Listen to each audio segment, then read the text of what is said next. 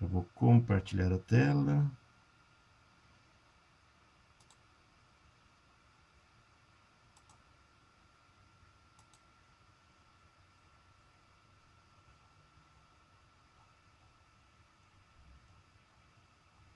Estou posicionando ela aqui para a gente já começar com ela projetada.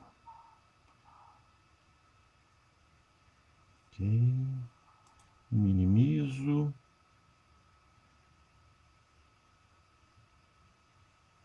Compartilhar a tela inteira. Eu faz tempo que eu não mexo no Meet, mas vamos ver se eu ainda me lembro dos detalhes, né? Permitindo aqui, entrando. Apresentando a tela. Ok. Deixa eu ver. Vocês estão vendo a tela compartilhada, com a tela de todo mundo aparecendo? Sim. Ah, tá. Sim. Ok. Então já está. Mudei a tela, fase anal, esse que vocês estão visualizando. É que eu estou sem minha tela de controle aqui, eu não consegui colocar ela para saber o que vocês estão enxergando. Mas está todo mundo vendo? Sim, está escrito Certinho. a fase anal. Ok, perfeito, ótimo. Então agora só vou colocar para gravar aqui, para a gente ter as telas gravadas para vocês também, né?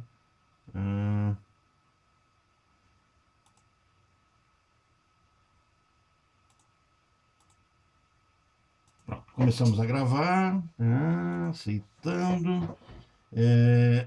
A partir de agora, acho que tudo que eu projetar aqui vocês começam a visualizar, né? Nós, na semana passada, nós fechamos nessa tela aqui. Esse foi o nosso, estou voltando um pouquinho, só para a gente não perder a sequência. Fase oral, onde nós estamos falando dessa construção daquilo que a gente chama de psique, né? Então, assim, a gente muitas vezes faz a confusão, e a tendência é a gente fazer a mesma confusão que era feita na época de Freud e que muito da medicina, da neurologia e de algumas psicologias acabam ainda fazendo, de vincular corpo à psique. Freud está falando de construções paralelas, mas a teoria psicanalítica é exatamente de construções independentes, presas uma à outra, vinculadas uma à outra, se estruturando como siamesas, que não podem viver sozinhas, mas cada uma com a sua estrutura e com o seu jeito de ser. Por que é importante pontuar isso, pessoal? É porque nós temos uma tendência a imaginar que o inconsciente é uma outra linguagem possivelmente descritível, decifrável, que nós possamos, é como se nós pudéssemos compreender aquela instância psíquica nossa, como se fosse um profundo de nós. Então, a tendência é as pessoas acreditarem que, por exemplo, no processo de autoconhecimento, isso me faria me assenhorar, me tornar dono dos meus próprios desejos. Só que eu estou lidando com aquilo que Freud foi descrevendo como uma construção de uma outra vida, uma outra existência. Enquanto o meu corpo está se estruturando, paralelo ao meu corpo, existem outras construções. Deixa eu só aqui, acho que eu vou ter que interromper o compartilhamento, porque eu não consigo ver as telas que surgem aqui. Adilene entrando. Eu acho que a forma de eu compartilhar é diferente. É compartilhar uma janela, acho que vai ser assim. Porque daí eu continuo.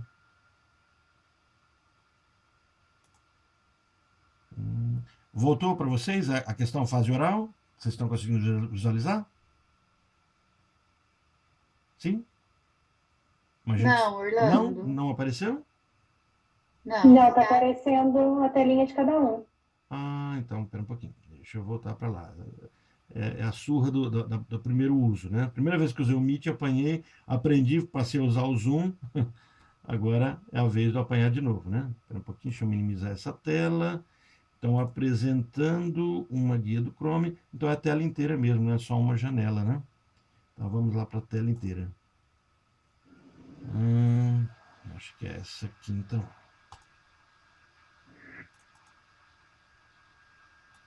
Estão vendo agora a identidade, essa parte? Eis o argumento para isso. Sim? Sim. Ótimo, tá ok.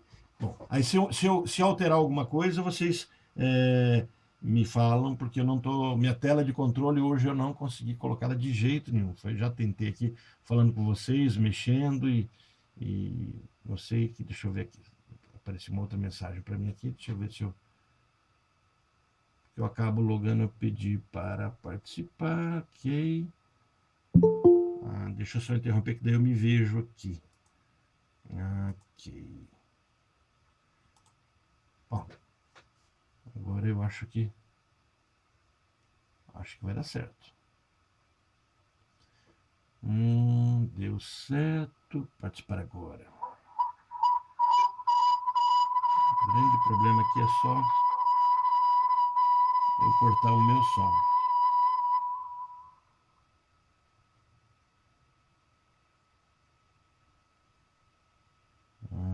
Acho que eu consegui. Não. Quando eu falo alguma coisa, até o TikTok eu coloquei aqui, não conseguia. Deixa eu desligar, melhor. Que coisa, né?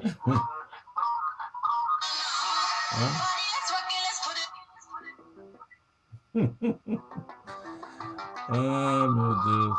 Dá pra jogar fora o celular numa hora dessa, correndo?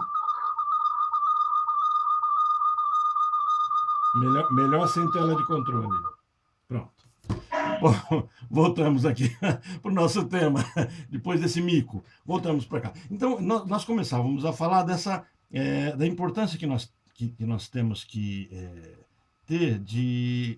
temos de dar a essa construção de Freud, não de um aprofundar-se, de um autoconhecimento. Quando a gente fala assim, eu vou fazer minha análise para um processo de autoconhecimento, isso é muito genérico, isso não escora muito naquilo que é chamado por Freud de psicanálise. A primeira percepção que nós temos que ter é que a construção da mente não é a mesma construção do corpo, mas apesar de construir em paralelos. Na semana passada, a gente falou sobre a fase oral e tudo que comporta nessa construção dessa fase. Nessa fase que nós vamos ver agora, é aquilo que Freud chama de fase anal, ou sádico-anal, é uma fase que se desenvolve em conjunto com o corpo. Mas olha, eu fiz até um esqueminha aqui para ficar um pouquinho, eu vou voltar nessas duas telas, mas para a gente compreender. Enquanto uma zona, uma região erógena no corpo, zona erógena no corpo, está se estruturando, é uma nova zona erógena. Enquanto o menininho, do seu nascimento até os seus aproximadamente 18 meses de vida, está totalmente vinculado à sua oralidade, o seu corpo atinge satisfação absoluta. Lembra quando a gente colocou que o bebê para de mamar não é porque simplesmente ele está satisfeito por mamar, é porque ele se esvai, ele se cansa. Então ele não tem limites aos seus desejos do corpo ainda, nessa primeira fase. Então ele não construiu isso. Se ele não construiu isso, isso se chama satisfação absoluta. E o que Freud percebeu é que a satisfação absoluta no corpo ela pode acontecer. Eu tenho um desejo e de forma instintiva eu o realizo no meu corpo. Estou usando a palavra desejo, descabida, totalmente desprovida dos conceitos psicanalíticos dessa palavra. Né? A palavra desejo carrega outro sentido para a psicanálise. Mas quando o bebezinho deseja mamar, ele no corpo dele deseja mamar, ele constrói algo fisiológico que com certeza será realizado. Paralelo a isso está sendo construído uma satisfação, mas uma satisfação que não consegue ser plena, porque ela não acontece no corpo, mas ela acontece em algo que é infinito, que não se constrói por meio de limites. E está sendo construído numa camada da nossa existência, da nossa história, da nossa psique, numa camada em que o físico não toca, apesar de ser construída a partir dele. Aquilo que é chamado na psicanálise de como se fosse algo fantasmático, fantasiado, representado. Então eu coloquei um esqueminha aí onde a gente vê uma região erógena, satisfação absoluta, e uma produção psíquica, onde busca satisfação. Olha, busca satisfação. Mas olha só, a terceira setinha aí. Uma fantasia absoluta enquanto simbolizada. Ela é uma fantasia. Enquanto simbolizada, a satisfação é absoluta, mas ela é só simbólica. Então, na verdade, ela nunca se realiza. Então, aquilo que eu faço agora para esse menininho que está entrando nessa nova fase, com seus 18 meses, onde ele começa a perceber os seus músculos esfincterianos, começa a sentir, ter controle disso, ele percebe psiquicamente não é racionalmente, não é intelectualmente, não é no corpo está acontecendo os controles dele, mas psiquicamente ele começa a simbolizar que aquilo que vem dele lhe causa satisfação. Vou voltar duas telas aqui para a gente ver isso com mais clareza. Então, olha só, a fase anal desenvolve-se durante o segundo e terceiro ano de vida. O menino já conseguiu fechar o seu corpinho. O que é fechar o corpinho? Com 6 meses de vida, até 6 meses de vida, a criança não tem noção de que, de que existe existência, de que há existência fora do campo de visão dela. Você pega um bebê de 6 meses, você esconde o objeto dele, ele não dá conta de buscar esse objeto quando está escondido, ele interpreta que não existe mais. A partir dos 6 meses, ele consegue procurar o objeto no local que você escondeu. Colocou uma toalha em cima do objeto, agora o bebê está apto a perceber que algo cobriu o objeto, mas o objeto deve existir ainda ali. Quando esse bebê olha para o espelho, nesse momento dos 6 meses, ele começa no espelho a se ver. Ele consegue perceber que é ele que está no espelho. Ele não constrói ainda separação entre ele e a mãe. Ele não tem essa noção, porque a mãe não está construída como fora dele. O mundo não está construído como fora dele. Mas nessa construção em que ele se constrói, ele percebe existir um corpo dele. Existe um corpo. Isso 6 meses. Com 18 meses, ele consegue fechar a existência desse corpo. É aquilo que a gente chama, quem fez o curso de desenho comigo, né, viu a discussão da gente dizer, começa a fase dos rabiscos, a fase das garatujas desordenadas, em que a criança se encanta com as produções do corpo. Naquele primeiro momento são produções mecânicas. Nessa questão psíquica aqui, a criança agora começa a se encantar com o que ela produz. O que ela produz dela nesse momento? Então, olha, o orifício anal é uma zona erógena dominante. Nesse momento, a criança sente o prazer de defecar ou de segurar os seus dejetos. Ela sente no corpo isso. Isso é corpo, isso é fisiológico. São espasmos, contrações, coisas que estão acontecendo no corpo. Mas, paralelo a isso, ela constrói uma realidade. Lembra a realidade fantasmática? Isso é a matriz, é a base da nossa psique. Não é a base do corpo, mas é a base da nossa psique. E as fezes agora constituem o objeto real. Quer dizer, eu faço cocô, então eu tenho essa produção. Enquanto que psiquicamente, olha, isso vai dar ensejo a um objeto fantasiado das pulsões anais. Agora a criança começa a fantasiar que ela constrói coisas dela e pode introjetar, trazer para dentro, ou projetar, lançar para fora. Ela começa a criar essa fantasia. É interessante que nesse momento se percebe que a criança constrói conceitos como ativo e passivo. Atividade, eu faço algo, e passividade, eu sofro algo. Então, assim, enquanto no primeiro momento ela tentava construir uma perspectiva de existência, agora a perspectiva, o objetivo é agredir ou ser agredido, infringir algum tipo de sofrimento. Por sofrimento não entendam o conceito de sofrer, de ser machucado, mas de afetar alguma outra coisa que não seja eu. Né? A palavra sofrer, ela tem a ver com modificar alguma coisa. Então eu consigo modificar algo que não sou eu, ou eu consigo ser modificado pelo externo. Isso só pode acontecer depois que eu comecei a construir o eu e o outro. Enquanto eu não fiz essa construção, eu e outro, não fiz essa separação, isso não é possível acontecer. Então nós estamos diante do momento, aos 18 meses, em que a criança faz esse caminho. A pulsão anal, ela é resultado de uma fantasia. Aquilo que está acontecendo no corpo começa a ser simbolizado. E a partir de uma região do corpo vai haver uma produção. Então, a primeira, não é promeira, né? Está aí na projeção. A primeira produção que nós podemos ter agora, ela pode ser chamada de sua, é a produção sua. Então, o primeiro fator produzido, primeira consequência dos atos que a criança tem é suas próprias fezes.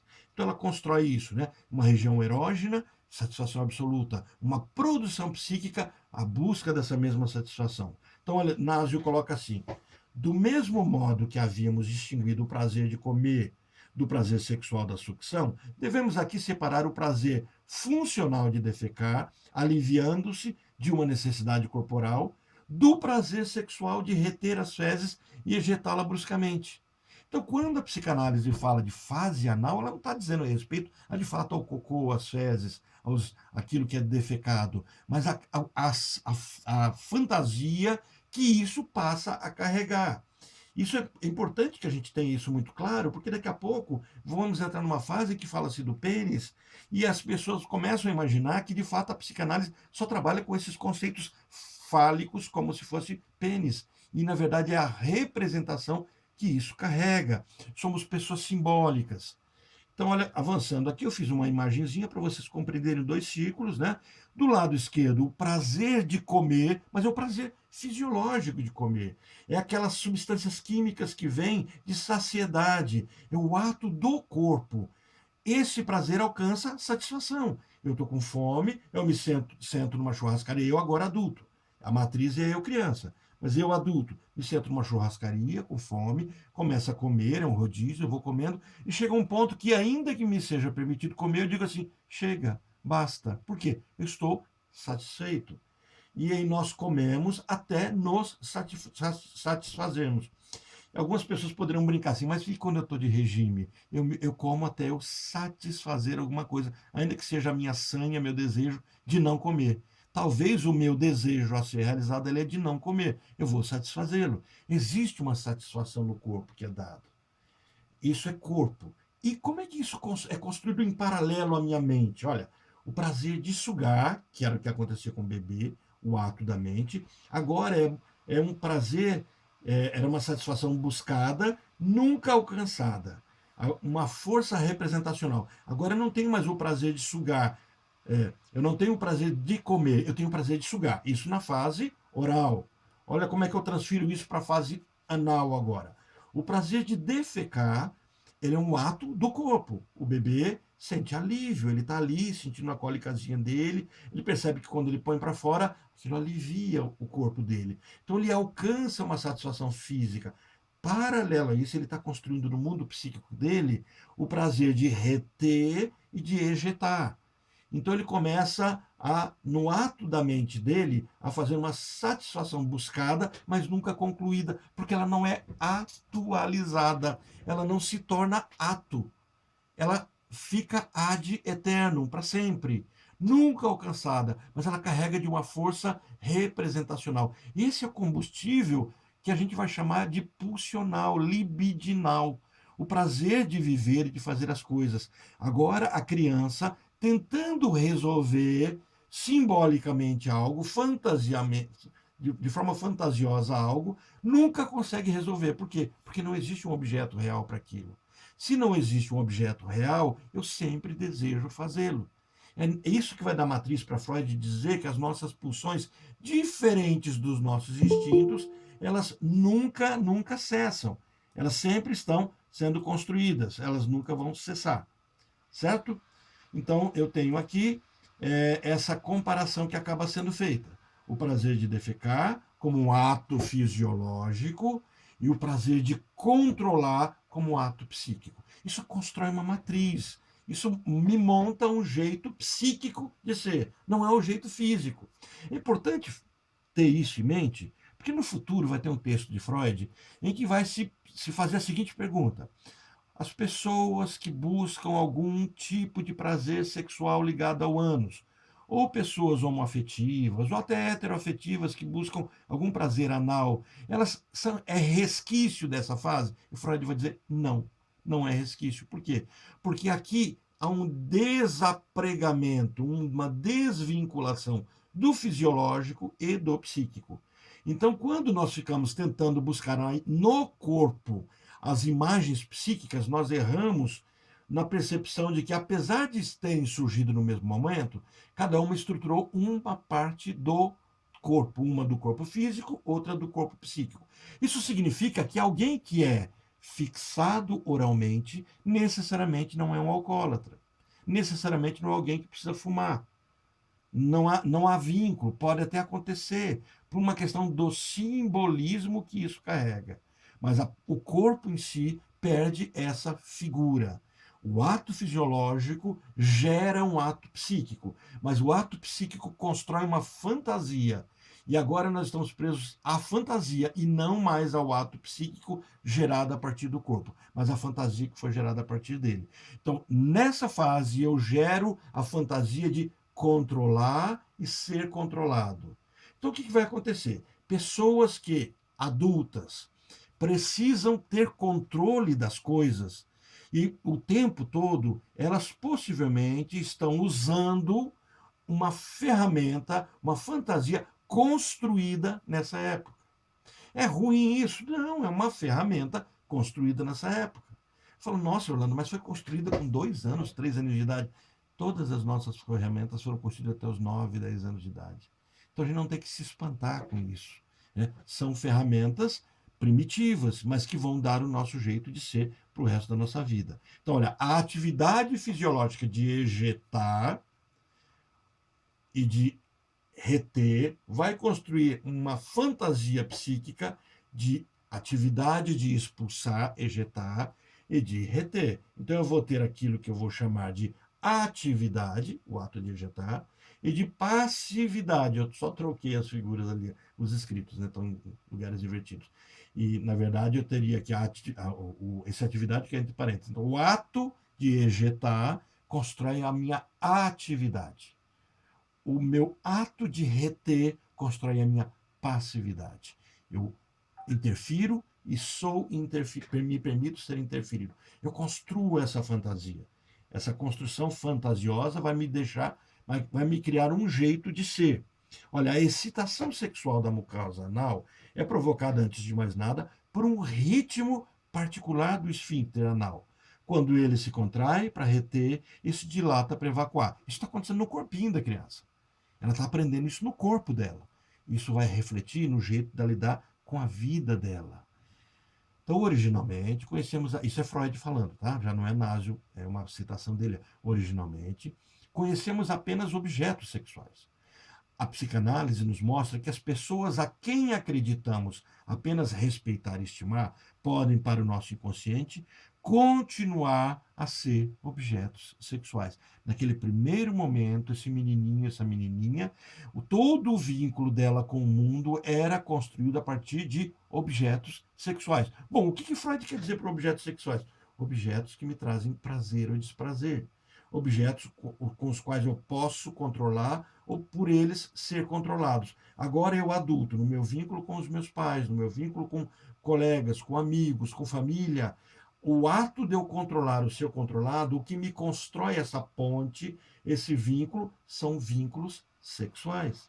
São energias sexuais que são gastas. Isso tudo para a gente desfazer o mito de imaginar que Freud é um depravado que acha que todo mundo pensa em sexo e fazer sexo. Isso é um pensamento errôneo sobre a psicanálise, é um pensamento completamente errôneo sobre Freud e é uma não compreensão do que ele está discutindo como sexualidade. É importante a gente compreender que a sexualidade aqui não está no campo do ato sexual. O ato sexual é um ato cultural que existe no tempo, no espaço, que vincula algumas figuras que são também da nossa própria cultura. Então temos aqui, proposto, para a gente compreender um pouquinho melhor, nós temos fases. Bom, por que fase? Por que a gente não coloca, por exemplo, não podemos colocar alguma coisa que diga que eu ultrapasso uma posição? Por exemplo, a Klein vai colocar, a Melanie Klein vai colocar posições, né? Então, ora eu posso estar numa posição, ora eu posso estar numa outra posição. Nós temos a tendência de olhar para as pessoas e dizer assim, nossa, fulano é anal, fulano é oral. Como se fosse possível só sermos uma fase da nossa vida. Então, se fosse possível pegar a minha vida, agora a gente pega um filmezinho, falar, eu recorto isso aqui, eu recorto isso aqui, só fico isso aqui, tudo bem, nós teríamos isso. Mas quando a gente fala que alguém é anal, eu não estou descartando que ele também é oral, ele também é fálico, mas cuja fixação, cujo local mais comum dele retornar nas suas crises é aquela fase anal. Então, eu não posso perder essa perspectiva. As fases, elas se completam, se complementam, se suportam e coexistem. Eu, um adulto, tenho dentro de mim todas as construções fásicas, todas as etapas psíquicas acontecendo. Então, eu que posso, por exemplo, ser completamente maduro, nas minhas decisões, talvez de forma fálica, talvez até de forma genital, que é a fase mais madura, né? Quase que o homem perfeito, quase que uma pessoa sem muitas fixações, imaturidades. Eu, em crises, buscarei e me refugiarei em outras fases que me deram amparo para a construção dessas fases. Uma fase escora a outra fase. E nesse caminho de uma fase escorar a outra fase, elas coexistem. Ok? Então o que eu tenho? Eu tenho uma fase oral.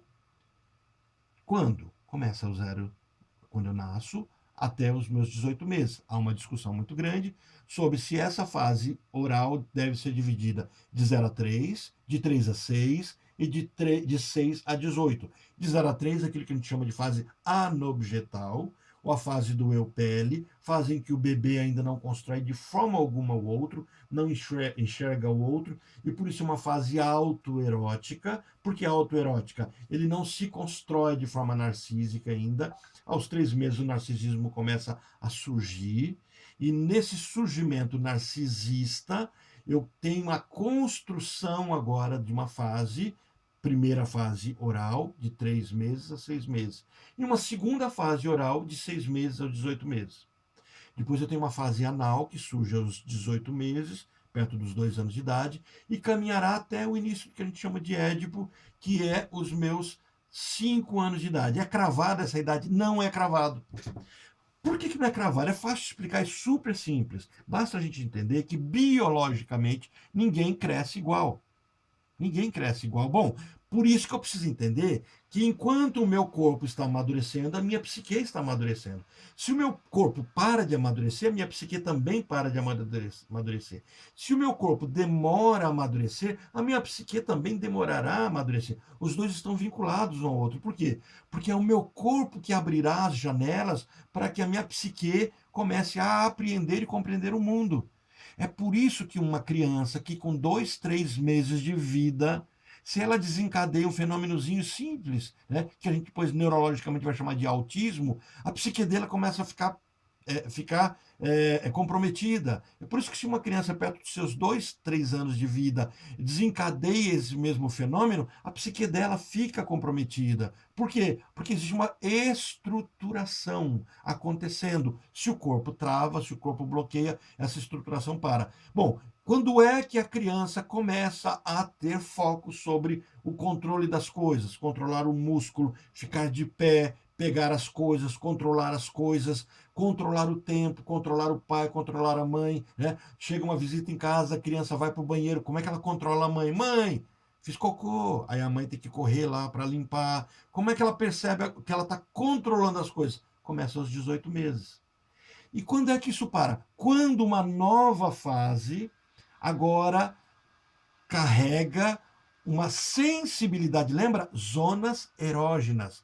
A erogenidade, aquilo que é erógeno, se torna mais aguçado, mais excitável e supera a fase anterior. Então nós temos um encadeamento. Fase oral só será superada quando a fase anal surgir. Será abandonada? Nunca. Nunca será abandonada, será complementada. A fase anal acontecerá até surgir a fase genital. E quando ela vai surgir? Quando essa criança começar a se tornar excitada nessa nova fase. Ainda explicando toda essa piramidezinha, essa sequência que eu coloquei aqui para vocês verem nessa imagem. Nós poderíamos ter a tendência de imaginar que essas fases, elas todas já existiam antes. O bebê, quando nasceu, ele tinha a sua oralidade, mas ele também fazia cocô, ele também fazia xixi, ele também sentia o penizinho dele, a menininha sentia o clitóris dela. Não sentia no formato excitável como ele vai sentir na fase em que surgirá a ênfase sobre essa parte do corpo. Então, a ênfase da excitação, daquilo que é erógeno, que Freud vai chamar de psicossexualidade, vai dar essa cor, esse tônus. Então, qual é o período? De 3 a 18 meses, fase oral de 18 meses a 3 anos, né? Fase anal de 3 anos a 5 anos, fase genital. É cravada essa data, eu mencionei agora há pouco? Não, dependerá da minha maturidade fisiológica e neurológica. Se eu demoro uma criança de 18 meses, de 3 anos, ela ainda não passou fisiologicamente e não passou ainda neurologicamente para a fase seguinte, a psique dela está travada também. Ela vai estar travada. O oposto acontece? Também acontece. O que Freud percebeu é que as perversões, elas nada mais são do que infantilizações. Então, quando a gente pega um pedófilo, por exemplo, ele está infantilizado. Mas aí não é no corpo. O corpo dele amadureceu, tudo aconteceu dentro de uma normalidade fisiológica, mas a mente dele ficou parada no tempo. Então, um pedófilo, ao abusar de uma criança, ao utilizar uma criança para o seu prazer sexual, na verdade está fixado numa imaturidade intensa, onde ainda sequer reconhece a criança como um outro, como um sujeito, mas como uma coisa que ele pode simplesmente utilizar. E ele se vê preso àquela fase. Isso a gente vai discutir mais para frente, a questão do que seria essa perversão. Na primeira fase, ó, voltando, sempre caminhando nessa mesma linha, fase oral, né, de 3 a 18 meses, nessa primeira fase eu tenho a construção do ego. Então, para eu entender como Freud coloca essa construção do ego, eu não posso perder o campo de que eu não nasci com essa construção. Eu não nasci com o ego pronto. O bebezinho que eu acho lindo, que sorri para mim, que eu gosto de brincar com ele, ele dá risada, ele não está construído como ego. Ele se vê um só comigo, preso ao outro, que ele identifica como outro. E é por isso que depois se estrutura em algumas construções psicológicas e psicanalíticas, de que no primeiro ano de vida, enquanto essa construção do ego está acontecendo, esse bebê não deve mudar de cuidador. Ah, mas é aquela pessoa que precisa mudar. Por que precisa mudar? Porque ficou doente, ou porque o trabalho exige. Como é que ela deve fazer? Existem recursos? Existe. Né? Que a babá, a cuidadora, a tia, a avó, não utilize roupa, perfume, cheiro, nada que diferencie muito da figura da mãe. Porque o bebê ainda está construindo tudo, inclusive a visão, a percepção, o cheiro. Então, por exemplo, se a mãe tem um cabelo comprido, é interessante que a outra pessoa que ajuda a mãe a criar esse bebê não tenha o cabelo curtinho, porque senão sempre ele vai oscilar como se ele estivesse perdendo a mãe. E sempre vai viver esse luto. Que o cheiro não seja diferente, que o local não seja diferente, que no primeiro ano de vida a criança não mude de residência, de quarto, não se pinta quarto do bebê, não se troca móveis do bebê no primeiro ano de vida. E se precisar fazer isso, tenta ser o menos agressivo possível. Trazendo para a criança essa estabilidade. Por que isso? Porque no primeiro ano de vida a criança está construindo o seu ego. E ela não constrói o ego dela nela, ela constrói a construção do outro. Então é aquilo que ela vê, aquilo que ela cheira, aquilo que ela toca com os lábios, aquilo que ela sente com o rosto, é que vai dizendo que as coisas são. Depois que ela construiu esse outro, é só a partir daí que ela vai se construir. E, gente, isso começa a acontecer com 6 meses. Isso só vai parar de acontecer no segundo ano de vida.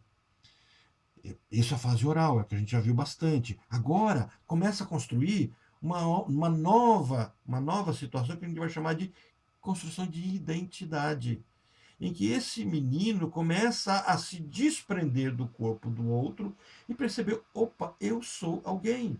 É aquilo que a gente poderia dizer que uma individualidade começa a construir. Essa palavra eu estou buscando aqui, de Jung, de Adler, né? Mas não é a palavra da psicanálise, que é de um sujeito. Essa individualidade, em que sentido? De que eu sou um, não sou preso ao outro, não sou preso ao corpo da minha mãe. É nesse momento que o bebê começa a criar condições de sair de uma psicose. Ô, Orlando, o bebê é psicótico nessa fase? Com certeza. Com certeza ele é psicótico. Né? O caminho natural nosso é da psicose. E o caminho natural da humanidade é nos desvincularmos dessa psicose. Então esse bebê começa a soltar essas amarras da psicose, mas começa a soltar. E isso exige dele muita força de controlar e ser controlado. Ele começa a criar a identidade dele. Mas não é uma identidade plena ainda, é um rascunho de identidade. É um proto-édipo. Não é o édipo completo que vai lhe dar a identidade, mas é um proto-édipo. A Freud chega ao ponto de brincar que o falo desse bebê nesse momento é o seu cocô, a sua produção. Então ele constrói o seu falo, o seu pênis, de algo que a gente vai chamar de cocô, de fezes, de excremento. E é interessante que quando a gente começa a trazer alguns conceitos para esse bebê que é sujo, joga fora, no fundo você está dizendo que aquilo que ele faz não presta. Né? Ah, então a gente vai ter que criar o bebê mandando ele dar tchau pro cocô. A gente não precisa exagerar tanto, né? Mas acho que é importante a gente não exagerar para nenhum dos lados. Não trazer um nojo tão extremo daquilo que é dele. É, eu ouvi um relato essa semana anteontem, né? De um familiar meu que foi a uma casa e tinha um bebezinho de 2 anos lá, uma bebezinha, e ela ficou um pouquinho agitada e ficou sozinha por um tempo. Quando a família se deu conta, ela tinha feito cocô 2 aninhos. Feito cocô, pegou o cocô passado na cortina, no rosto, no sofá. Quando a família chega na sala, que a bebê estava sozinha, ela tinha feito a sua obra de arte em tudo. Isso é uma tentativa de controlar as coisas. Tem uma palavra simples para isso. Quando alguém faz alguma besteira, fala, nossa, fulano fez uma cagada. A base é essa. Né? Perdoe minha palavra, mas é que eu queria que fosse bem chocante para que vocês percebam que isso é que vai me dar base sobre aquilo que eu faço. Né? Quando eu faço algo, e esse algo é muito forte, eu dou exatamente o nome de fezes, né? E sempre nessa construção. Quando alguém está fazendo muita coisa, e alguém também está fazendo muita coisa no banheiro, eu falo que fulano está obrando. Então, assim, o nome das fezes, do produto das fezes, né? Tudo está vinculado às minhas produções, né? A tudo aquilo que eu vou construindo. E numa terceira fase, aquilo que a gente está entrando, vai entrar daqui a pouquinho, que é aquilo que a gente chama de fase fálica, não é a fase ainda genital. Isso a gente vai chamar de processo de construção do sujeito. Então, nós temos, no processo da minha construção psíquica, 3 fases. Não se esqueçam nunca, a fase não abandona a outra fase, elas só se agregam, elas só se sintetizam, elas só se somam. Oral, anal, fálica, e aí é um pacotão pleno, forte, que me constrói como eu sou. Então, eu caminho de uma situação de dar conta de amar. Eu podia ter colocado isso nessa piramidezinha, mas a primeiro momento, primeira fase da oralidade, eu construo uma forma de amar. Mas olha só, não vamos perder aquela premissa cristã. Amarás ao teu próximo como a ti mesmo. É exatamente disso que está sendo falado aqui. Eu consigo amar porque eu consigo me ver no outro. Então, assim, se eu não passo por essa primeira fase, eu estou incapaz de amar. Só invertam a frase. E as pessoas incapazes de amar não conseguiram superar essa primeira fase. Não conseguiram ultrapassá-la, sedimentá-la, torná-la forte. Estão presas numa fase anterior a essa. É por isso que algumas psicologias, principalmente as psicanálises ligadas à psicologia do vínculo, elas começaram a discutir, né? Elas trouxeram mais ferramentas para discutir as perversões, as psicopatias, e perceber que foi antes da conclusão dessa etapa que se estruturou uma mente de psicopata, uma mente perversa, que não dá conta de amar. Então, assim, exigir que um psicopata, né, exigir que alguém que mata o outro friamente ame as outras pessoas, é exigir que a poeira dê água, é a poeira, é seca, é exigir que algo que não me dê alguma coisa. Se ele não tem nada, como vai me dar alguma coisa? Uma pessoa desprovida de ego, ela será desprovida de amor. Ué, Orlando, espera um pouco. Não, você nunca, a gente não ouve falar de vez em quando que os psicopatas são narcisistas?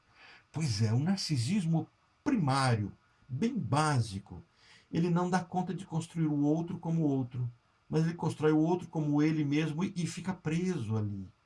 Isso está dentro da gente. Quando a gente adoece, o que a gente adoecer? A gente fica emocionalmente fragilizado, a gente tem uma tendência a buscar exatamente esse momento muito anterior nosso, onde o vínculo não estava construído. É assim, eu construo o outro, a partir do outro eu me construo, e agora eu posso construir o vínculo entre eu e o outro. É assim que se constrói a minha psique. Mas se eu construo o outro e eu travo aqui, o outro não é outro, o outro sou eu. E aí eu só consigo me amar. Joia, lindo, né? Não. Quem só se ama não criou vínculo. E quem não criou vínculo, não se relaciona, é incapaz de amar. Não existe a figura do amor. O amor sempre será relacional. Eu não estou trazendo isso como poesia. Eu não estou trazendo isso como uma coisa espiritualizada. Não. O amor, isso que a gente chama de forma espiritualizada, poética, tudo que é o vínculo com o outro, ele só é construído quando eu construo o eu e o tu, e a relação entre o outro. O eu e o tu e a relação. Orlando, eu construí o eu e o tu. Está preso um ao outro. Não. Se está preso um ao outro, não está construído o eu e o tu. Está construído um outro. Então eu tenho também vinculado essas psicoses, onde o eu e o outro não se separou. Então, ou eu não separo de um jeito, ou eu não separo de outro, a construção do vínculo não está feita. Se a construção do vínculo não está feita, incapazes de amar. Então, nessa terceira fase, eu agora já sou capaz de amar, já sou capaz de infligir sofrimento em quem eu amo e de ser afetado por quem eu amo. Eu tanto afeto quanto sou afetado. É a base da minha identidade. E agora eu preciso dar conta de sentir falta, de perder, de conseguir viver aquilo que é chamado, é o nosso próximo passo agora, chamado de angústia. E alguns conceitos que a gente traz conceitos culturais pesados sobre isso, né? Angústia, inveja, né? E medo de não ser amado, carência. Isso tudo é construído nessa terceira fase.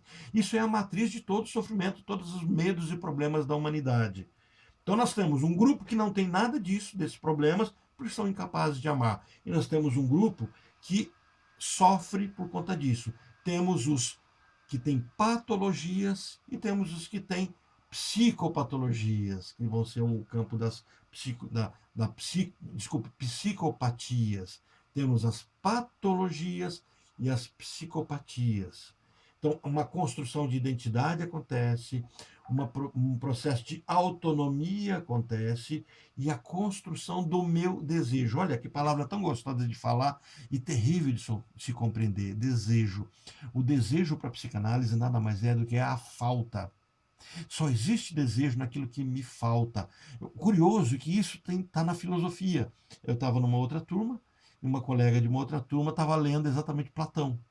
E aí ela manda para a gente os textos, né? Eu li Platão quando eu comecei a minha faculdade, eu fiz filosofia, então comecei a ler os pré-socráticos, depois os socráticos, né? Sócrates nunca escreveu nada, mas aí começa a ler Platão falando disso, o banquete, quando se constrói a questão do amor, e aí entra a questão do desejo, e quando se fala disso, eu só posso desejar aquilo que eu não tenho. Se eu tiver, eu não desejo mais. Isso é a psicanálise. Isso é Lacan na veia. Né? Então eu tenho a construção de um desejo. E o desejo só poderá existir na existência da angústia, na existência da falta, na existência da inveja, na existência do medo de perder. Se eu não tenho essas coisas, angústia, inveja, medo de perder, medo de não ser amado, se eu não tenho essas três coisas, eu não sou neurótico. Eu não adoecerei, só que eu também não amarei. Surge então aquilo que é a coroa do momento e a primeira fase do nosso amadurecimento. É o que vai fazer o hiato, a separação entre os ditos normais e os ditos anormais. Então nós teremos pessoas que usarão os mecanismos de defesa pré-genitais, que é o que a gente viu essa construção até agora, e aqueles que utilizarão os mecanismos de defesa genitais. E nesse sentido, quando a gente pega o obsessivo, quando a gente pega aquele que é anal, ele está na fronteira, no momento em que há o que é chamado por Freud de protoédipo, que é percebido como um primeiro édipo acontecendo. Então, aquilo que a gente chama de fase fálica, a gente tem a tendência de achar que fálica vem de falo, que tem a ver com pênis. Não. O pênis tem o seu lugar de falo. Para Lacan, ele vai deixar isso muito, muito mais claro, e Freud nunca deixou dúvida disso, mas foi mal interpretado. Freud, quando fala que o pênis é o falo do menino, e da menina, ele não está trazendo só o sentido do falo como pênis, mas o sentido do falo como aquilo que eu não quero perder. Fase fálica começa a surgir com os 3 aninhos da criança. Exatamente no momento em que o pênis e o clitóris assumem supremacia em todo o desejo de prazer de prazer fisiológico da criança. Lembra aquele círculozinho, né? Em que eu tenho o fisiológico acontecendo e que eu tenho do lado o psíquico acontecendo. Então, no momento do fisiológico do corpo, apesar de nos 2 aninhos de vida o menininho ter pênis, a menininha ter clitóris, não havia relevância sobre isso. Agora, perto dos 3 aninhos, esse menino começa a ver relevância desses órgãos, porque começam a ser excitáveis e excitados. Mas, Orlando, e se o menininho, com 2 anos, começa a estar excitado também genitalmente? Ele pode estar precoce, ou ele pode ter sido exposto a alguma cena, alguma situação em que isso trouxe para ele esse amadurecimento precoce. Então, o que tem que se perceber se essa criança não foi de alguma forma abusada, e por abuso não significa que alguém tocou nele, que alguém mexeu nele. Ele pode ter sido exposto a cenas eróticas antes da hora e, por curiosidade, resolveu fazer aquilo que estava vendo, né? Eu me lembro de um caso de uma menininha que os pais correm para o psicólogo porque eles, depois de toda uma aventura de perceber que a menininha pegava os bebezinhos, as bonequinhas dela e colocava em posições de sexo e ficava, e a própria menininha se tocava, alguma coisa assim, eles ficam preocupados, vão ao psicólogo, porque eles descobriram que ela assistiu uma fita pornô. Eles tinham deixado uma fita no videocassete, aquele videocassete não é da geração de algum de vocês, mas alguns que utilizaram vão saber o que é. Você aperta, você coloca a fita, ela entra, quando ela entra, ela já começa a rodar o filme.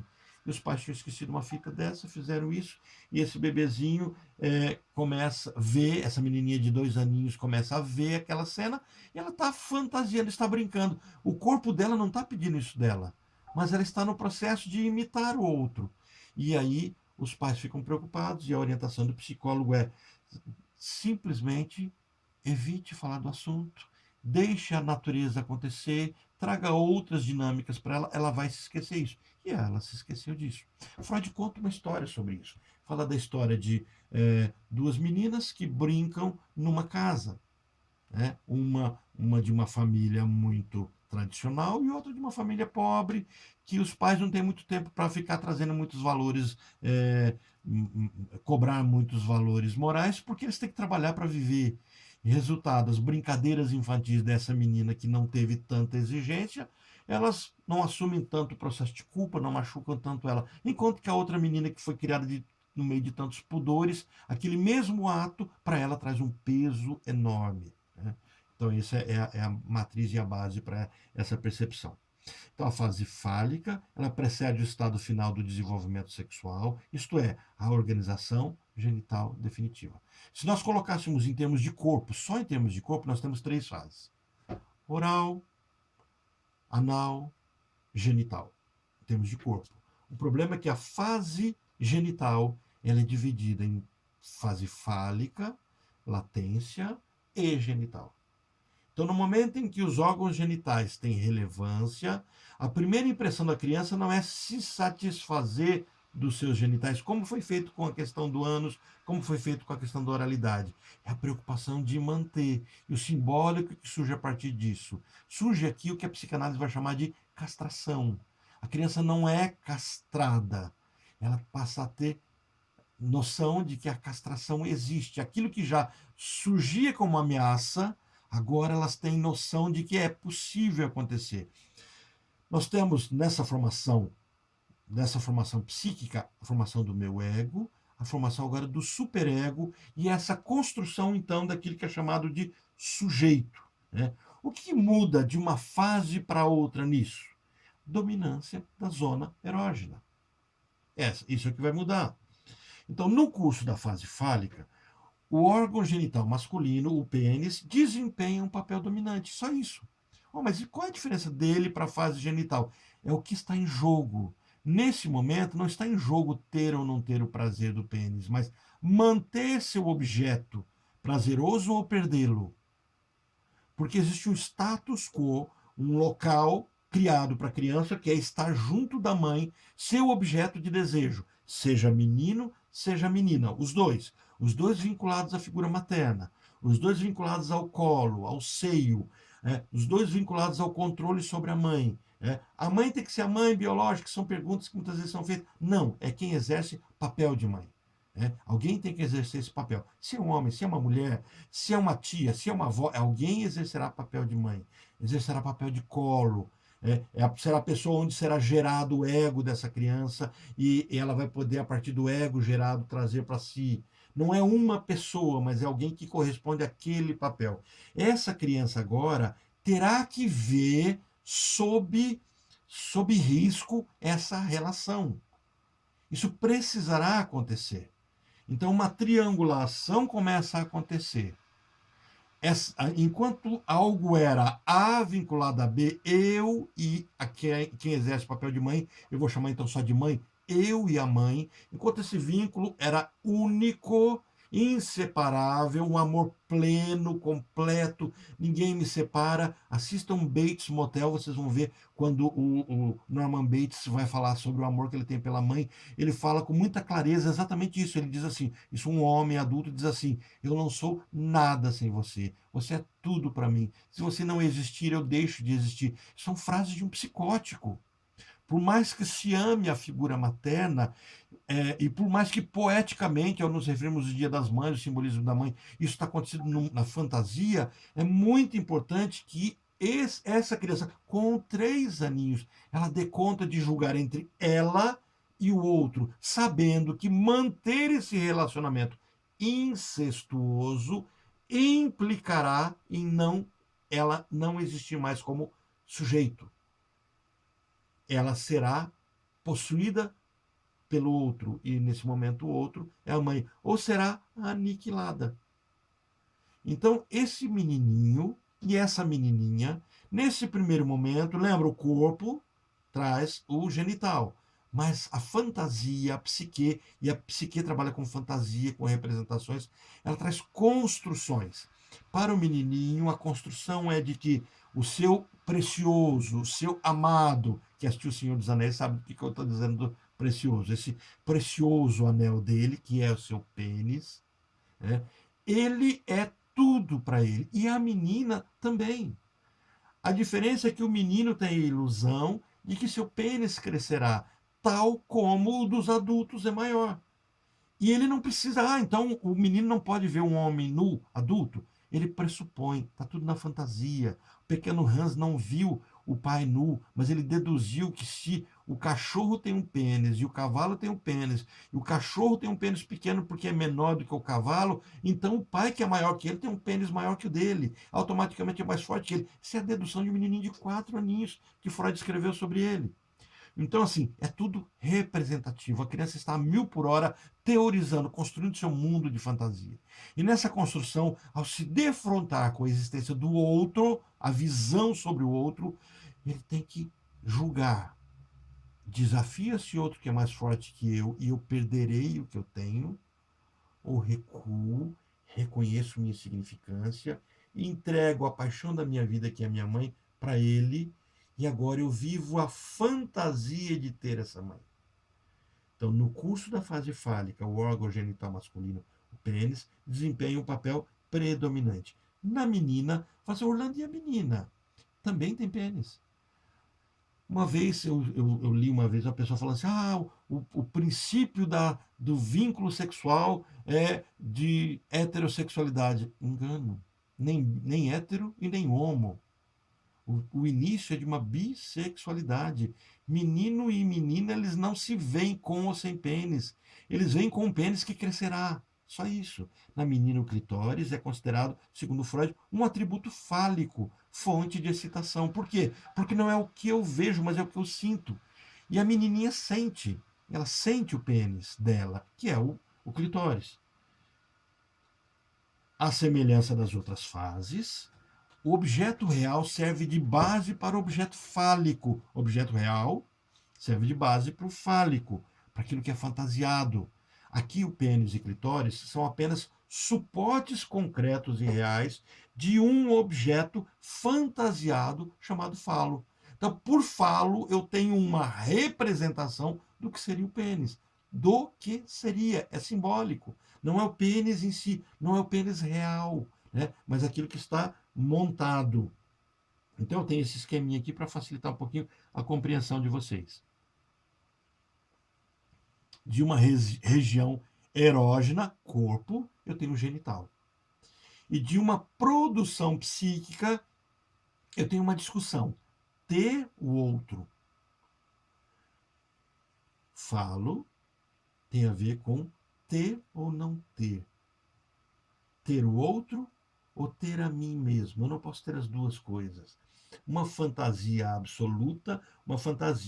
absoluta enquanto simbolizada. Então, se eu desejo o prazer fálico, não é genital, fálico, nesse momento, eu tenho que recuar, aceitar perder, para me construir tendo. Olha que é curioso. Eu tenho que aceitar não ser para ter. É o contramão daquilo que a gente chama de filosofia, a filosofia do ser e do ter. Não é contramão, são coisas totalmente distintas. Não estamos falando da essência e da existência, do ser e do ter, da filosofia. Estamos falando de ser o falo da minha mãe ou ter o meu próprio falo.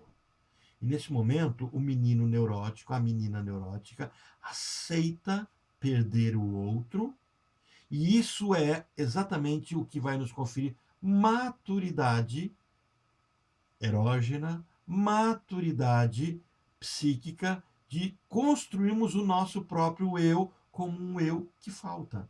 Um eu que falta um pedaço. Então, assim, essa questão da falta é que vai me montar como neurótico. Então, aquilo que eu faço em relação ao outro me causa prazer. Ó, essa é a nova construção. Aquilo que eu faço em relação, não é com o outro, mas em relação ao outro, isso me causa prazer. Eu não posso mais voltar para a fase anobjetal, autoerótica, porque agora eu construí a existência do outro. Agora eu tenho que fazer com que esse outro construído como outro seja simbolizado como não tenho, mas é como se eu tivesse. Vou criar uma fantasia de ter. E surge então o que a gente chama na psicanálise de falo. Aquilo que eu não tenho, mas busco para me completar. Não é completer, não, tá? Quem escreveu errado. Fui eu, mas faz de conta que foi outra pessoa. Então, aquilo que eu não tenho, mas busco para me completar, sem imagem definida e não definida. Acho que eu estava com fome aqui. Comi o N. Definida, posto que não está no corpo, mas na representação. Então, essa construção representacional, por isso que eu preciso que vocês busquem aquilo que a gente aprendeu, que toda a nossa psique trabalha com representações carregadas de energia psíquica. Agora, não é mais a minha mãe que eu desejo, mas o que representa a minha mãe? O que eu posso trazer e colocar nessa figura, vai representar, e eu vou poder entregar para esse objeto que é representativo da minha mãe, vou poder me entregar a ele e trazê-lo completamente para mim. Alguns trarão objetos sexuais, femininidade, cabelo, corpo, pé, mão, cor, tudo isso, cheiro, tudo isso vai trazer um representativo, uma representação, e a partir desse momento eu deixo de buscar a pessoa real e passo a buscar aquilo que de fato aquilo representa. Nesse sentido, eu começo a me vincular mais à fantasia do que ao objeto em si. É nesse momento que eu tenho a supremacia do inconsciente. Olha, até esse momento estava um equilíbrio. Que equilíbrio? Meu corpo, minha mente. Meu corpo, minha mente. A partir daqui eu tenho uma quebra, uma fratura, uma clivagem. Um ato que vai significar, para Freud vai ser chamado de Édipo. Esse ato é o ato da construção do meu inconsciente. Até aqui não existia inconsciente. Eu era céu aberto. O que eu queria eu fazia, eu chorava. Agora não, agora eu começo a ter segredos. Detalhe, segredos comigo mesmo, não é segredos para outra pessoa. aquilo que eu desejo agora não pode ser nem ventilado. Por quê? Sabe aquela brincadeira que tem lá no Harry Potter, onde não se fala o nome do. Esqueci o nome do personagem, mas do mal, da maldade lá em pessoa, do Voldemort, né? O você sabe quem, você não menciona. Por quê? Porque se mencionar o atrai, na verdade, você mencionar você. Né? Aquilo que no Senhor dos Anéis você não pode colocar o anel, porque senão o olho que tudo vê, te vê. Né? Esse é o princípio da formação do inconsciente. Eu não toco mais nesses assuntos. Escondo tão bem que eu escondo de mim mesmo. O meu amor, a minha paixão de ser uma coisa só com a minha mãe precisa ser recalcado, precisa ser escondido. Nem eu posso saber mais disso. Por quê? Porque se eu souber, eu volto para isso. Então, e se eu voltar para isso, eu perco aquilo, o meu precioso, aquilo que eu mais tenho, que é a minha construção como sujeito, como alguém que dá conta de viver sozinho, suportando a falta. Sujeitos são pessoas que dão conta de se angustiar. Pessoas que ou não têm angústia ou não dão conta de angustiar-se, não foram bem construídas. Aquilo que eu não tenho, mas busco para me completar. Isso que vai dar base para Lacan dizer assim: amo-te mais do que tu. Amar é buscar, amar é dar o que não se tem a quem não deseja. Quanto ao prazer sexual, o prazer, agora esse prazer sexual no corpo, né, ele resulta das carícias masturbatórias e dos toques ritmados das partes genitais, tão ritmados quanto pode ser os movimentos alternados à sucção, no prazer oral, e da retenção e expulsão no prazer anal. Nós só temos uma repetição daquilo que já vinha acontecendo. Nesse sentido, só preciso que vocês entendam que a gente pode fazer o oposto. Se agora o menininho de 3, 4, 5 anos se masturba genitalmente, o bebezinho com 1 ano se masturbava sugando. Né? O fenômeno é o mesmo. Não é, Orlando? A masturbação não surge só na adolescência? Não. Não. Na adolescência, a nossa sexualidade está pronta. Ela só será provada. É por isso que a psicanálise não dá tanta ênfase à sexualidade na adolescência. Outras construções estão em jogo na adolescência. Outros refazeres, repisares. Existem as autenticações. A nossa adolescência nos autentica. Mas tudo está construído muito antes. Enquanto na fase oral eu tinha sucção, não está aí sucão, mas é sucção, eu tinha a mordida. Enquanto na fase oral eu tinha a retenção, eu tinha a expulsão, agora na fase fálica eu tenho o ritmo e o toque, o tocar. Então essas coisas passam a pertencer agora à minha estrutura, erógena. Então, as minhas zonas erógenas que não se perderam, gravo várias vezes isso, para vocês nunca perderem essa. Elas nunca foram perdidas, elas só se agregaram. Agora, o homem adulto, a mulher adulta, esse sujeito adulto é alguém que morde, suga, retém, expulsa, ritmiza, toca. Tudo isso vai compor o ato sexual pleno. Tudo isso. É nesse sentido que Freud depois vai teorizar que o ato sexual, que de fato resolve muito daquilo que tem que ser resolvido no corpo, tem que ser pleno e completo. No começo dessa fase, meninos e meninas acreditam que todos os seres humanos têm ou deveriam ter o falo. Então a menininha olha e acha que tem ou vai ter. A diferença entre os sexos, homem e mulher, é então percebida. É o primeiro momento em que a criança percebe a diferença da sexualidade. Aí nós temos um grande problema. Quando a gente vem para essa sociedade dita moderna, contemporânea, pós-moderna, e ela traz para crianças de 5, 6 anos a possibilidade de elas não se acharem no próprio corpo, é como se elas estivessem achando normal crianças não terem construído sua identidade corporal. Pessoal, quem não tem construção de identidade corporal é psicótico. O psicótico não tem corpo. Ele tem um corpo que deram para ele, ele suporta esse corpo e não reconhece o próprio corpo. Então, assim, é importante que nesse momento a criança, independente de sua orientação, que ela vai depois assumir, a sua orientação será uma escolha, né, sexual, no futuro, ali na adolescência. Independente disso, ela precisa construir o corpo dela, ela precisa gostar do corpo dela, ela precisa assumir esse corpo. Isso é um princípio de saúde mental. Quando alguém chega e diz assim, eu estou num corpo errado, isso é um transtorno, isso é um sofrimento, uma angústia que toca em adoecimento mental. Isso não tem nada a ver com sexuação, não tem nada a ver com relações sexuais, não tem nada a ver com construção de gênero. Isso é um mito, uma desconstru... um despropósito da construção da humanidade quando você permite que algo que precisa ser elaborado não seja elaborado se assumindo algo que não vamos dizer que é um defeito, mas é uma não construção. O menino precisa saber qual é o seu corpo. A menina precisa saber qual é o seu corpo. E ao visualizar o seu corpo, precisa amá-lo. Isso constrói autoestima, isso constrói autoimagem, isso me tira do processo de depressão, isso me evita ter que sair buscando droga. Por quê? Porque eu me sinto amado como eu sou, porque o meu corpo é aceito por mim mesmo. Isso é uma construção. Se o menino chega nessa fase e não sabe qual é o corpo dele, isso é complicado. Se a menina chega nessa fase, ela não sabe. E nesse primeiro momento, menina e menina têm só um corpo que tem pênis. Nesse momento, eles precisam se assustar com a visão do que não tem pênis. Então o Násio, vai ser muito claro no outro livro dele, ele vai deixar com muita clareza assim, a visão da nudez espanta o menino e a menina. Onde o menino fala assim, eu posso perder o que eu tenho. Esse ato simples, isso é Édipo.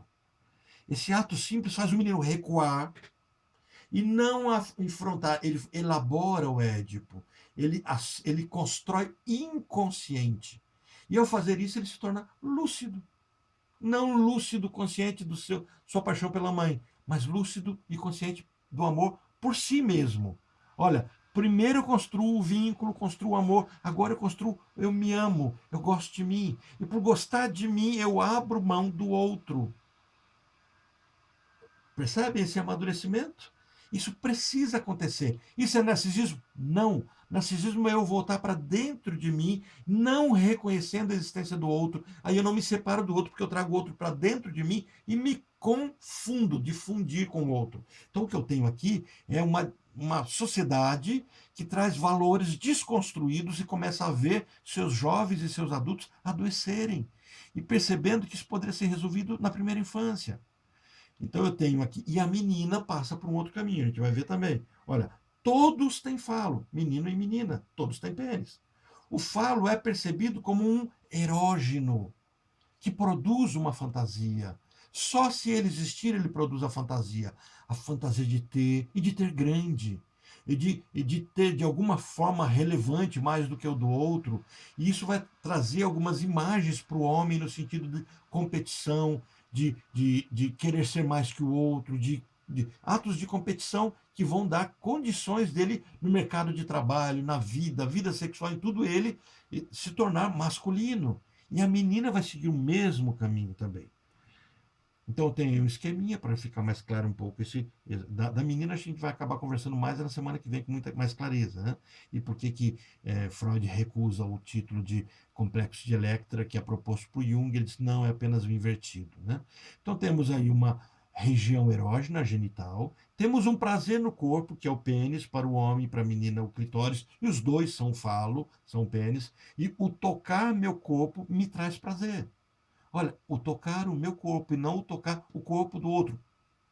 Essas frases simples. Tocar o meu corpo e não tocar o corpo do outro é que me traz prazer. Juntando com a frase da instância anterior, da fase anterior, em que a criança aprende que ela tem controle sobre o outro no corpo do outro, juntando essas duas coisas, isso vai dar tônus, cor, forma para o ato sexual. E expressar que o ato sexual, apesar de parecer um ato de entrega ao outro, nada mais é do que buscar no outro aquilo que eu imagino ter. Vou falar de novo a frase. O ato sexual em si não é o ato de eu buscar o prazer do outro, mas buscar o meu prazer no prazer do outro. Encontrar aquilo que me falta naquilo que eu faço o outro ter. Isso faz isso, ó. Isso faz junção. E isso vai trazer a distinção entre aquilo que eu chamava de amor e aquilo que eu estou chamando de ato sexual.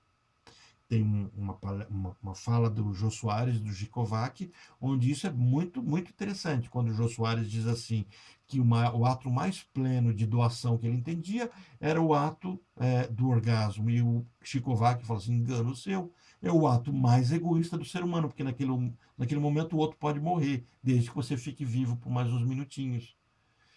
Então, o ato sexual é o ápice, a coroa, o ato, né, desse momento da sexualidade, da construção em que o menino e a menina abandonam o outro que eles amam tanto para se perceberem construídos.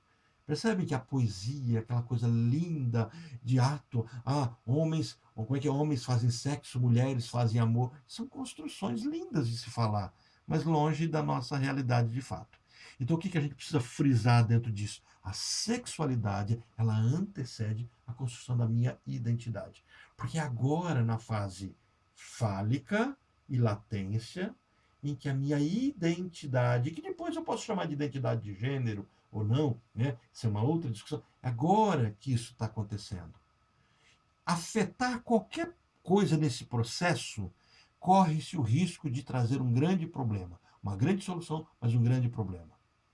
Então, durante muitos anos, décadas, era indiscutível. Ninguém deveria interferir na questão edipiana entre pais e filhos. Isso era tão forte para a psicanálise que a filha do Freud e o próprio Freud entendia que o terapeuta, o psicanalista, não faz psicanálise com as crianças, com os filhos, com medo de interferir na questão edipiana. Depois a Melanie Klein vai desmistificar bastante disso. Né? Mas isso era muito forte para a psicanálise. Então não se pensa em fazer esse nível de interferência, de discussão de identidade, com crianças menores que 3, 4, 5 anos de idade.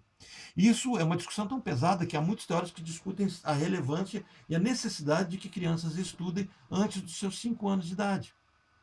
Porque nesse período a criança deverá ir para a escola com a única busca, fora a questão da aprendizagem, mas na construção dela como pessoa, dos vínculos sociais. Mas aí vem a questão: você constrói vínculos sociais antes da própria criança construir seus vínculos de identidade. O vínculo social deverá vir para corroborar os vínculos de identidade. Primeiro eu construo minha identidade. Primeiro eu construo minha sexualidade, descubro quem eu sou, agora eu descubro qual é o meu clube, qual é o meu grupo. Grupo do Bolinha, grupo da Luluzinha. E aí o grupo social tem relevância. Então, essa entrada precoce de crianças em escolas traz uma outra discussão. Qual é a relevância, a importância e a necessidade? Então, depois a menina e o menino seguirão um caminho diferente, até sua identidade sexual definitiva. Então, até esse primeiro momento, os dois estão iguaizinhos. A partir desse momento, os caminhos vão ser distintos. Detalhe, serão distintos com base no corpo. E o hermafrodita, o pseudo-hermafrodita. Bom, nós estamos falando de anomalias fisiológicas. E se a gente diz que uma criança que nasce com uma deformidade genital e a gente tolera isso, nós deveríamos então tolerar todos os tipos de anomalias ligadas ao corpo. E por que nós não tornamos? Por que uma criança nasce com uma fissura labial, nós temos que consertá-la? Por que uma criança nasce cega, nós temos que consertar o olho dessa criança? E assim por diante, se tivermos recursos. Por que uma criança que tem um órgão genital que não é o dito adequado? Esse dito é por conta da genética, da sociedade, do que aparentemente é normal. Existe uma anomalia, um sofrimento. Por que eu devo manter essa criança nesse sofrimento? Então, assim, isso é uma discussão pesada. Né? Eu não estou trazendo soluções assim muito rápidas, porque isso não se soluciona de forma rápida. Isso é discussão pesada, mas é só para aguçar vocês, precisando que esse assunto dá pano para manga, dá um curso inteiro só disso, e no final todo mundo briga com todo mundo, ninguém sai com uma posição plena e completa disso. Mas, na questão edipiana se sai. Né? É a partir do corpo que eu me construo, homem ou mulher. Alguns falam assim, pera um pouquinho, Leandro. E se a pessoa não se construiu homem ou mulher, se construiu os dois? Aí nós temos um problema. Porque nessa fase eu me construo homem ou mulher. É a partir do meu corpo, mas qual corpo? O corpo que eu fantasiei, não é o corpo que eu tenho. O corpo que eu fantasiei. E se eu me construir, me fantasiei um corpo masculino, essa é a fantasia que eu carrego. E é essa fantasia que vai me estruturar. Mas se eu me fantasiei com um corpo feminino, essa será a fantasia que eu construirei. O que eu não posso é me fantasiar, identificar um corpo e fantasiar outro. Aí eu tenho um sofrimento de não reconhecimento do próprio corpo. Ou o que eu não posso é achar que eu tenho os dois corpos, porque eles não coexistem. Então, se eu tento buscar um sofrimento, olha, sofrimento, não é se é melhor, se é pior, se é bom, se é valor. Se é valor cultural, social, ético, moral. Não. Se eu tento achar uma estrutura que sofre muito na sexuação, é a bissexualidade. Porque ela não tomou uma decisão. Ela está imatura. Então, a sexuação homo ou hétero são sexuações maduras, porque decorreram de uma decisão. O homo precisa assumir sua homossexualidade. O hétero precisa assumir sua heterossexualidade. Mas quando o homossexual tem crise sobre sua homossexualidade, ele precisa discutir por que a crise vem. E o heterossexual, quando tem crise sobre sua heterossexualidade, ele precisa discutir por que essa crise vem. O que eles não podem é tolerar que possam ser as duas coisas ao mesmo tempo. Porque aí nós temos uma não definição de tudo isso. Então essas vias divergem porque o objeto falo com o qual a pulsão fálica se satisfaz assume num e no outro uma forma diferente. Como eu me vejo? E como eu me vejo em relação ao outro? Para o menino, o objeto da pulsão, ou seja, o falo é a pessoa da mãe. Ou melhor, a mãe fantasiada. E às vezes, curiosamente, como veremos o próprio pai. Então, no menino e na menina, acho que vai ficar para a semana que vem, que nós temos 6 minutos, né? Algumas pessoas têm um compromisso a partir das 8h30. E nós vamos, então, a partir da semana que vem, ver direitinho como é que é o Édipo. Eu vou passar para vocês o livro de Sófocles, eu vou pedir para que vocês, se puderem, leiam, passar alguma coisa sobre o Édipo, acho que vai ser interessante. E vou trazer um outro textozinho também de Lacan falando sobre o Édipo, acho que vai ser bem interessante também. Vou interromper a tela aqui para a gente ficar na discussão e nos questionamentos sobre aquilo que a gente discutiu. Nós trabalhamos hoje um dos temas mais cruciais da psicanálise e muito polêmicos. Então, não tenham medo de discordar, de dizer que não é assim. A gente está aqui exatamente para, se não clarear, pelo menos bagunçar a mente de todo mundo. Interrompendo aqui o compartilhamento. Baguncei bastante?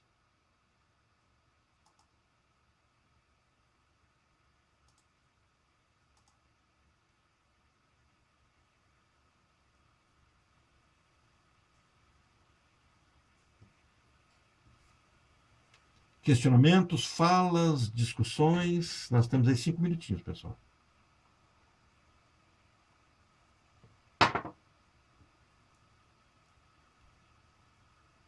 Tatiana, na psicologia, como é que tá a discussão disso, dessa questão edipiana? Rende bastante conversa, porque a sala de psicologia é uma sala assim que tem pessoas de diferentes abordagens, né? Sim, é por isso que eu Então, coloquei. onde rende muitos conflitos. Se você não tem esse princípio edipiano, é complicado, porque as coisas não são construídas com essa facilidade, com essa. Não, é desse jeito. Não, não é, né? Aí você tem o que traz as Sim, discussões de que a formação é biológica, a formação é cultural, não é nenhum nem outro, é tudo, é também edipiana, que o Édipo não existe, que atualmente na sociedade horizontal o Édipo é vertical, então ele está inexistente. A própria psicanálise traz essa discussão, né? A psicanálise atual. Quer dizer, essa nossa sociedade horizontal, ela suporta essa classificação edipiana vertical, em que a figura do pai está ali montada e assim por diante, né? É barra pesada isso. bastante. Rende muito, né? Muito, muito. Mas é gostoso, é gostoso. Sim, Polêmica, é. né? As polêmicas são sempre boas, elas fazem a gente crescer bastante, né? Sim. A Giza já tinha visto algumas coisas também disso, né, na própria psicanálise, agregou alguma Sim, coisa é tudo hoje. muito, muito legal, porque hoje eu escutei algumas coisas que eu já tinha escutado, mas de uma forma mais direta, bem bacana, bem interessante. Mas é legal como complementa o tema, né? Uhum, Que a gente escuta nas outras aulas e até o início dessa fica bem mais claro agora. uhum, exato. Acho que só estamos nós três aqui, né? Pelo que eu estou vendo aqui. É, só nós três. Os outros debandaram. Ah, não, tá aqui Edilane, acabei de ver também. Não tava, tá, Giza, só nós quatro, então. Edilane, e aí? Como é que tá a discussão sobre isso?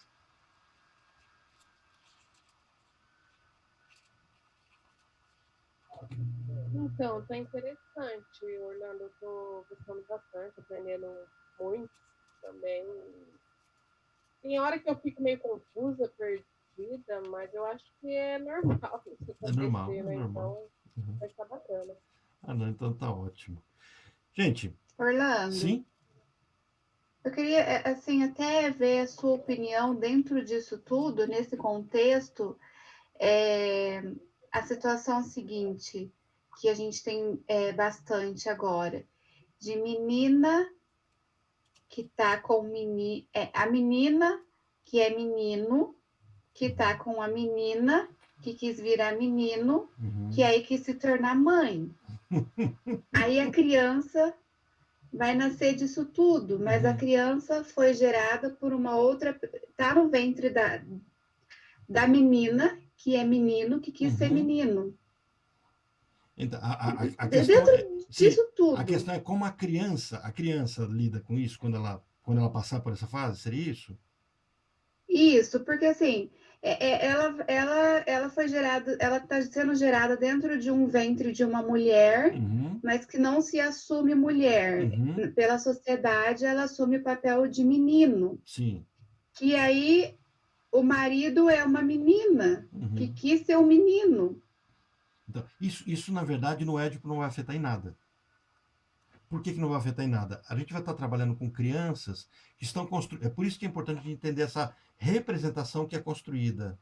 Não, não, eu não digo aí a criança em si, o que vai acontecer com a criança, Hum. mas eu digo nessa relação dessa pessoa, o processo que ela construiu do ético dela. Dos adultos? Sim, de Hum. quando ela era criança, para ter Certo. chegado nisso Então, hoje. por exemplo, a homossexualidade feminina ela é muito diferente da masculina. Muito diferente. Então, assim, por isso a gente não fala em psicanálise de homossexualidade, mas de homossexualidades. Mesmo a masculina, que o caminho é o mesmo, ela se torna diferente. E a sociedade passou a ver como homossexualidade aquilo que a psicanálise nem discute como homossexualidade.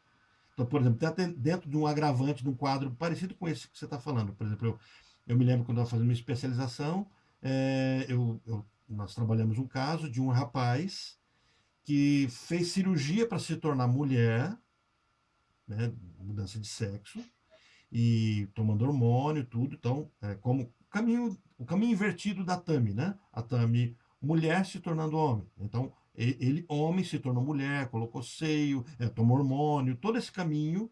E aí ele está na aula e ele chega para o professor dele, que era o meu professor, né? Então é meu professor que trouxe esse caso para a gente.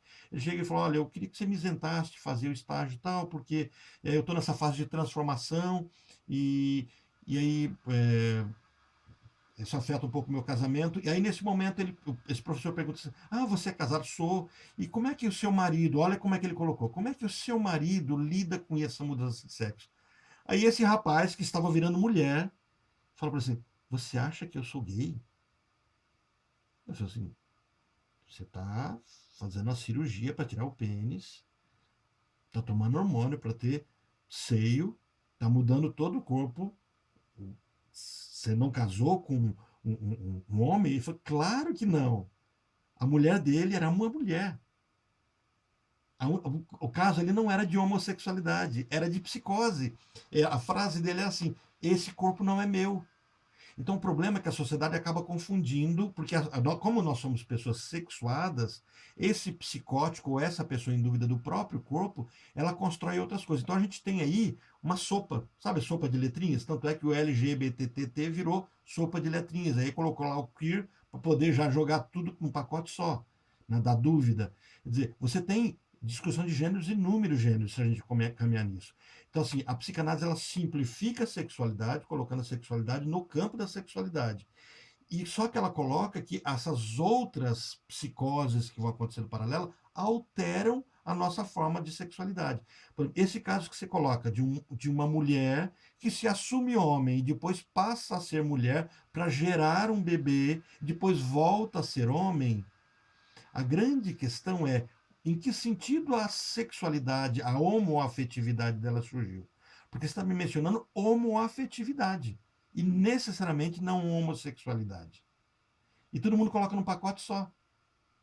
Então, por exemplo, uma mulher, isso já dentro da teoria psicanalítica, né? Uma menina, adolescente, ela se assume homossexual e ela recusa o masculino.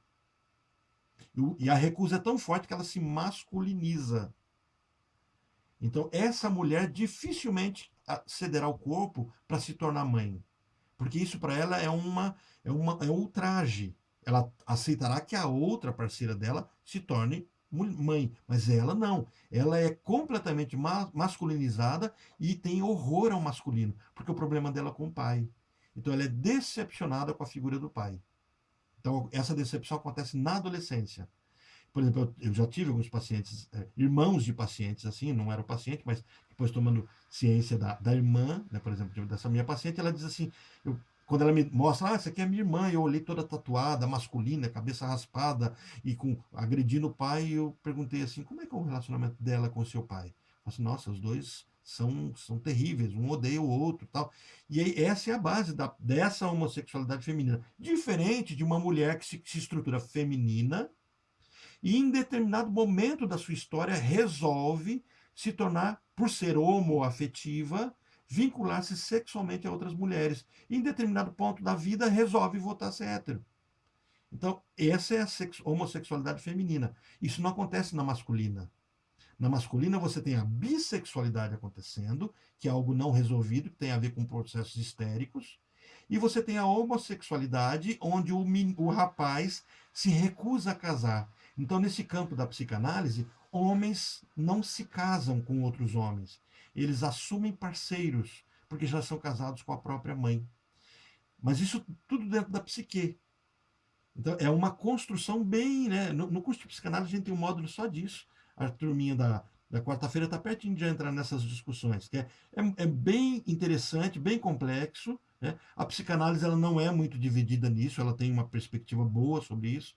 Ela acaba dividindo as outras psicologias, que olham para a psicanálise e falam, não é nada disso, não.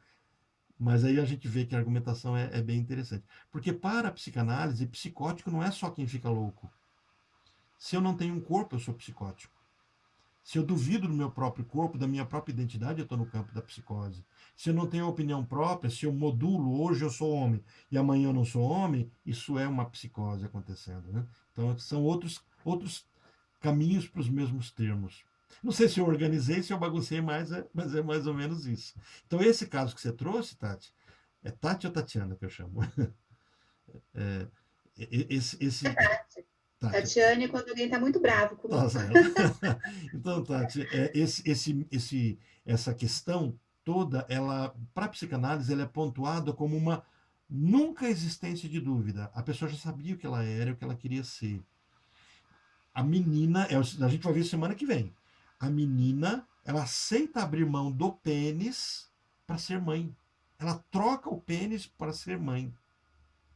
Então, essa homoafetiva, essa homossexual, que invalida essa construção hétero, e agora resolve ser mãe, ela só está fazendo exatamente o padrão de uma heterossexualidade. Só que ela carrega uma fantasia. Entende? Ninguém homossexual feminino quer ter filhos. Então, se você quer buscar uma homossexual plena, ela é feminista, ela se vê como homem e ela não está a fim de engravidar nunca na vida, ela não paga esse preço. Se a mulher aceitou a maternidade, ela se colocou na posição heterossexual, mesmo que ela esteja casada com uma mulher. Se eu pegar uma feminista na rua, elas me dão uma surra depois de uma frase dessa.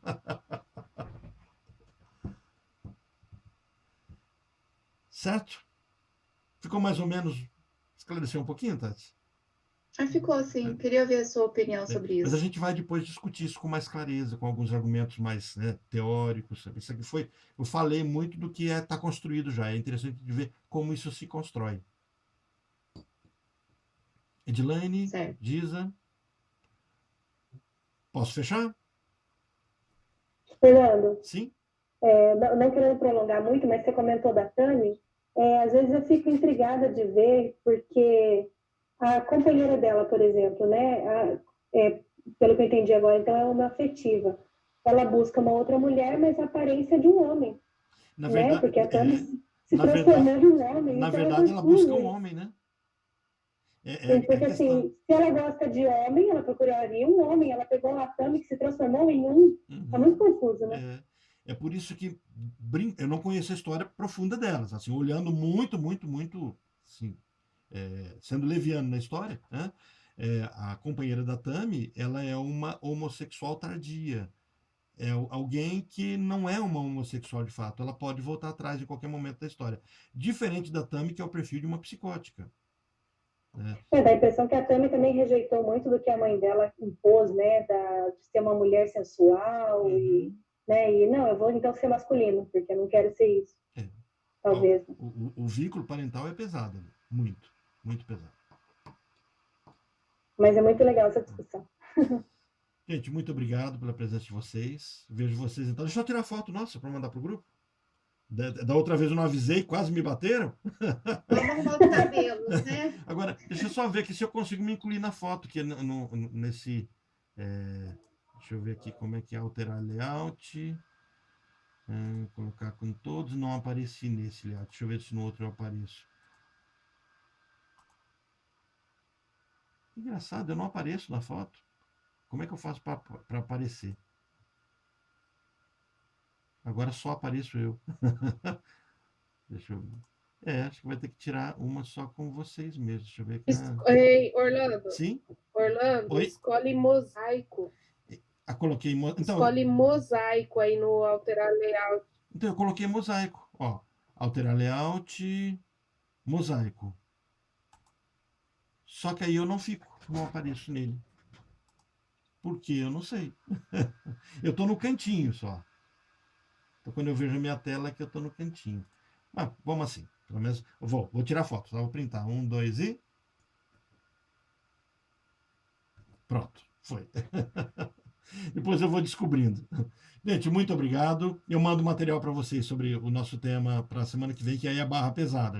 É tipo masculino e feminino mesmo, tá? Um abração, boa semana para vocês. Boa noite. Boa noite. Tchau. Obrigada, até mais. Até mais. Tchau, Tati. Tchau. Boa noite.